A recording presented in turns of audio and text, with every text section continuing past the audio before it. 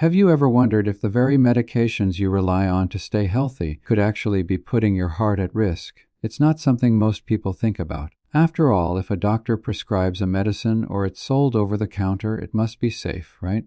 But the truth is, even in the United States, where drug safety regulations are among the most advanced in the world, certain commonly used medications have been linked to an increased risk of heart attack. That doesn't mean you should panic or stop taking anything on your own, but it does mean you should be informed. Knowledge is power, and when it comes to your health, being informed can literally save your life. Let me tell you about a woman named Mary. She was 52, a mom of 3, lived in Ohio, and thought she was doing everything right. She walked her dog every morning, ate a pretty balanced diet, and had regular checkups. But one evening she was rushed to the ER with chest pain, and doctors discovered she was having a heart attack. The surprising twist? Mary didn't have classic risk factors like smoking or obesity. What she did have was a daily routine of medications she never thought twice about. When her doctors dug deeper, they realized one of her medications may have contributed to her heart event. Stories like Mary's are not meant to scare you, but they highlight why this conversation is so important. Most Americans take at least one prescription medication, and many take more than one. It's time we understand the hidden risks. So let's break this down together. I'm going to walk you through 5 common types of medications that research has linked to increased heart attack risk. And more importantly, I'll explain what you can do to protect yourself without living in fear. This is not about demonizing medication. Modern medicine saves lives every day. It's about awareness and making smart decisions with your doctor. The first category we need to talk about is hormonal contraceptives. Millions of women in America use birth control pills, patches, or rings. These have been revolutionary for giving women control over their reproductive health. But studies have shown that certain kinds of hormonal contraceptives, especially those that combine estrogen and progestin, can slightly raise the risk of blood clots, strokes, and yes, heart attacks. The estrogen component can make your blood more prone to clotting. In most young, healthy women, the absolute risk is low. But if you're over 35, smoke, or have high blood pressure or cholesterol, that risk can increase significantly. A large study in Denmark followed over 2 million women and found that users of estrogen-progestin pills had about twice the risk of certain arterial events compared to non-users. That sounds scary, but let's keep it in perspective. The overall numbers are still relatively small. For example, that translates to about 1 additional heart attack per 10,000 women each year.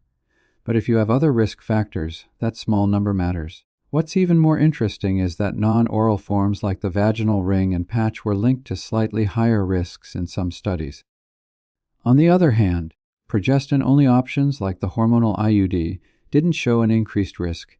That means there are safer alternatives, and that's the key takeaway.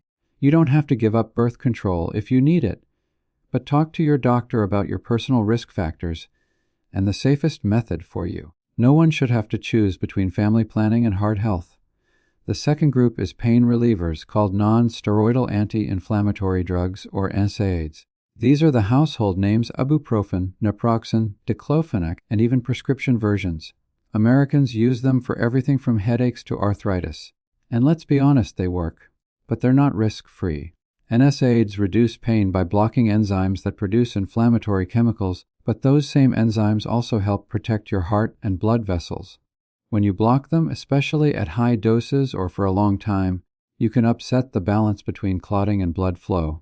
The FDA has warned that NSAIDs can increase the risk of heart attack and stroke, and that risk can begin as early as the first few weeks of use. It's higher if you already have heart disease, but even healthy people need to be cautious. Not all NSAIDs are equal in this regard. Research suggests that diclofenac carries a higher cardiovascular risk, while naproxen may have a somewhat safer profile, but none are completely without risk. That doesn't mean you should throw out your Advil, but it does mean use the lowest effective dose for the shortest time you need. If you have ongoing pain, talk to your healthcare provider about safer long-term strategies.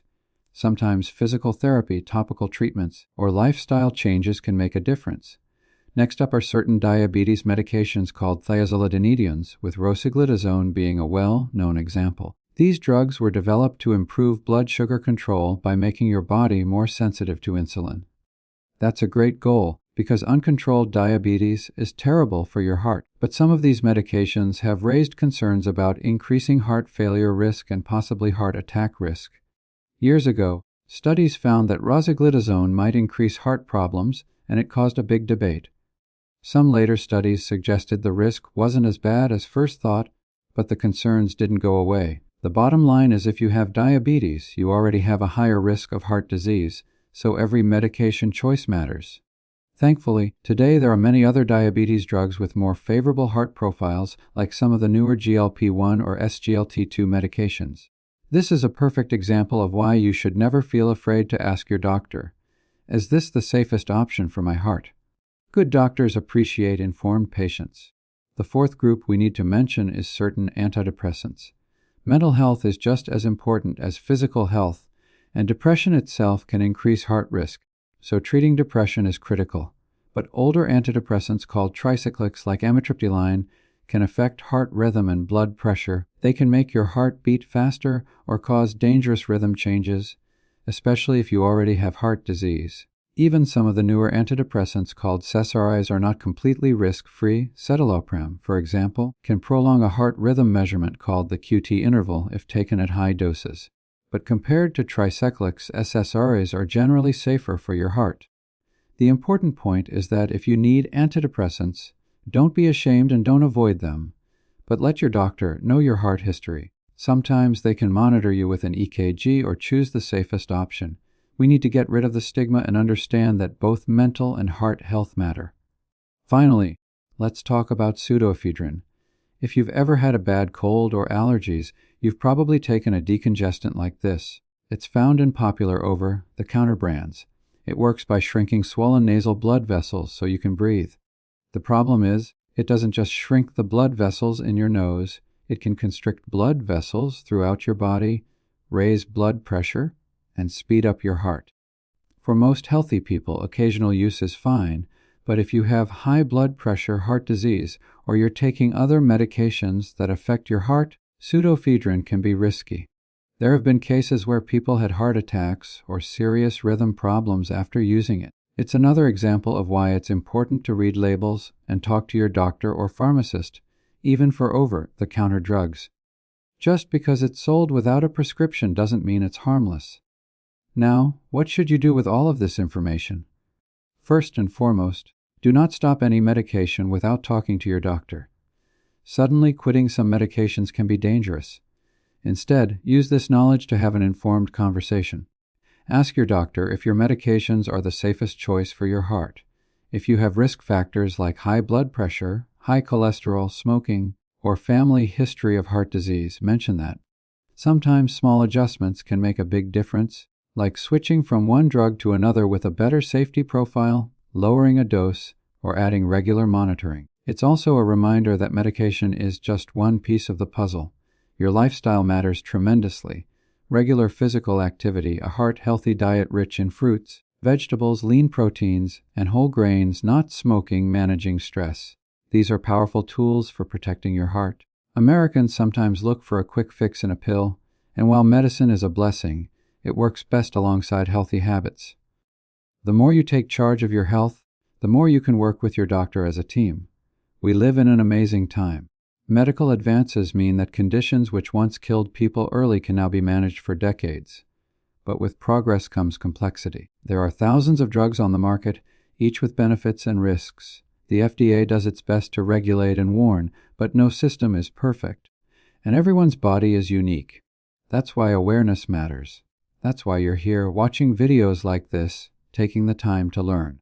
And that's something to be proud of. Let's circle back to Mary, the woman I told you about earlier. After her heart attack, her doctors worked with her to adjust her medications and add healthy lifestyle changes. Today, she's doing great. She didn't give up her medicine. She didn't live in fear, but she made informed changes. That's the kind of empowered health decision we all want to make. And you can too. If you found this information helpful, don't keep it to yourself. Share it with your friends and family. The more Americans are aware of these hidden risks, the more lives we can protect. And if you want to stay up to date on practical, trustworthy health tips that put you in control, hit that subscribe button and turn on notifications. We're here to help you stay informed and stay healthy.